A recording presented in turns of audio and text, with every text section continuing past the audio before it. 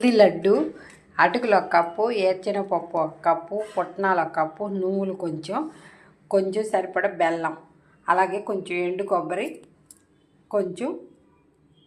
కొన్ని dry fruits, అలా కొంచెం ఎండు కొబ్బరి, ఇవన్నీ మిక్సీ పట్టుకోవాలి. ఇప్పుడు మిక్సీ పట్టుకొని పాకం పట్టుకోవాలి.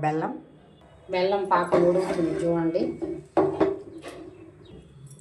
ఇప్పుడు అటుకులు, వేరుశనగ, అలాగే ఎండు కొబ్బరి, పుట్నాల పప్పు,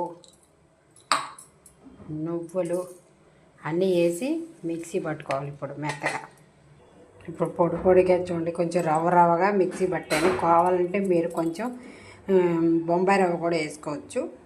పాకం అయిపోయింది చూడండి. అలాగే డ్రై ఫ్రూట్స్, కొంచెం ఒక స్పూన్ నెయ్యి కూడా వేసుకుంటే టేస్ట్ బాగుంటుంది. కానీ నేను వేయట్లేదు, మీరు కావాలంటే వేసుకోండి.